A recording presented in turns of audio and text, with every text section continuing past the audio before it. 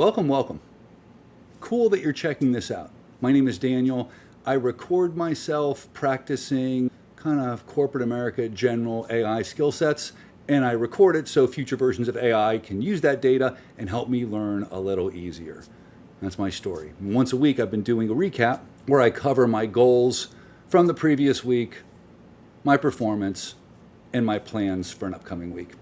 So considering we're in our second week doing this, for me, recapping the first week, two huge struggles. One was trying to go way too deep on the first project that I did, make it way too complex.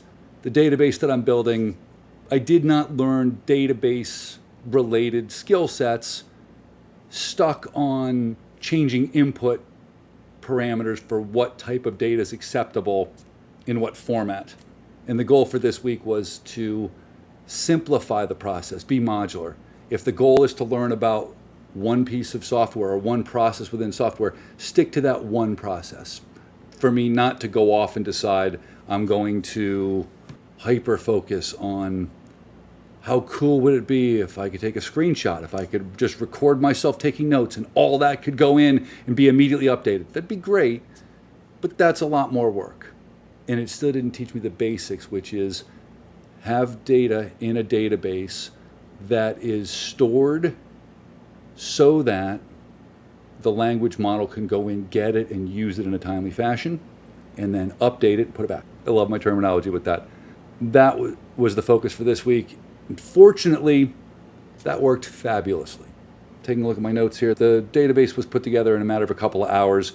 Not only that, but after failing a bunch of times in knowing the areas where I was struggling, fairly simple to find resources online, a ton of them free, you can pay for them too, to assist with that.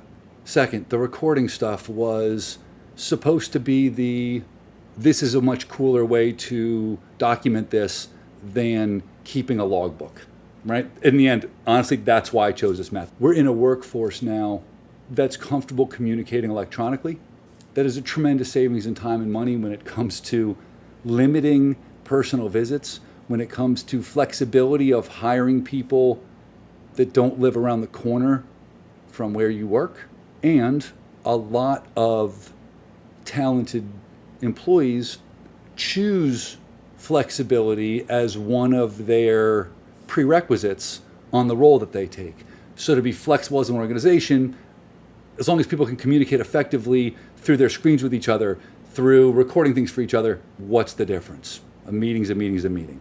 I need to sharpen my skill set on that simply because it's not part of the skill set I learned growing up. The software that's used now to capture, edit, record works a little differently than traditional video editing.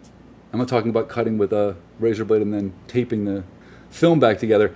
These systems are now starting to render the videos on their servers.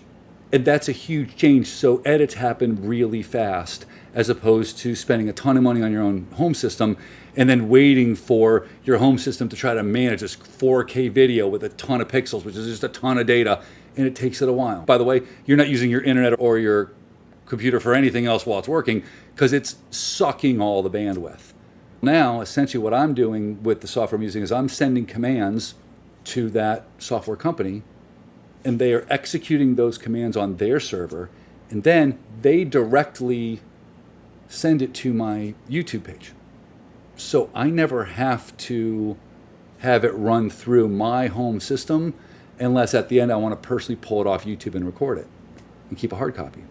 That has me speechless saying it out loud, how much easier that is, the time it takes, and when you accidentally edit something and you want to go back and unfix it, and how long that process takes from one bad keystroke for this whole thing again, to remove the edit that was done and get it back to then you make the new, it's a lot. And now it's fast.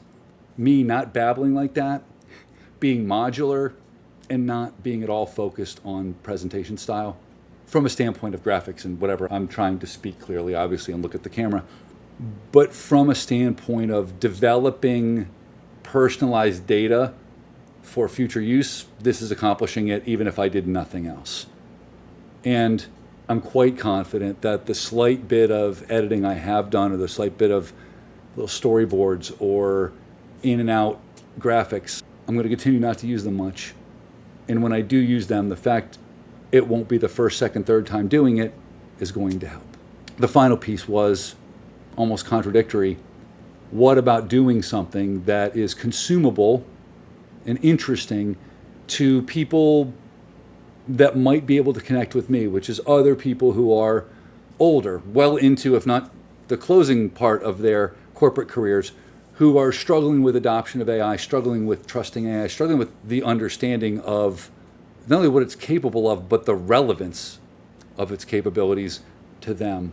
I've been working in this field a while, and my job a lot of times has been not only a project manager, but the communicator between a technical division, a production or operational division, maybe a sales or marketing division at some point, and an executive layer. Not only with a client I'm working with, but with my company. So I do believe this could be helpful if I can package it a little better. I keep looking up over here because there's also Nana Banana. I think I said that. The stuff that's coming out, it's image editing that holds the consistency of an image. So if I have a brand, I can plug the brand in and the brand will come back out the same way it went in. If Affleck's duck, I'm sure if I put Affleck's duck in there and said make the duck water ski, it would come back still looking like the Affleck duck. Not slightly changed, not beak a little askew, not colors muted. It'll come back the same duck. I've not witnessed software that can do that consistently. And I'm not going to disclose how much time I've spent exploring that software in the past few days. But I can say it seems to consistently be able to duplicate that. And that is really interesting for what it can mean for especially small and mid-sized companies who may have significant areas of marketing that could be handled in-house. That's probably the biggest holdup, is the fact I feel like we have some stability in the AI space, and corporate America is taking advantage of that to begin to build best practices around the current capabilities of the AI products that are there. But with all that said, Danny, can you talk for a couple of minutes about AI to your little camera with the green light? Yeah, I could probably pull that off. I bet I can even make some of these cute little green salmon and blue things too while I'm at it.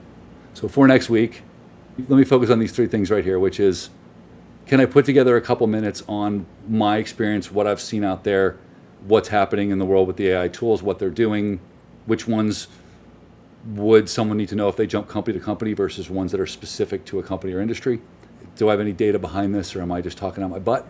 And what does success look like from a standpoint of preparing myself, you preparing yourself for an inclusive AI corporate future? That was corporate talk right there. I don't even know what I said. It was ridiculous. It's also the last thing I had to say. That's my review for this week. I'm excited about the potential to build on some successes last week.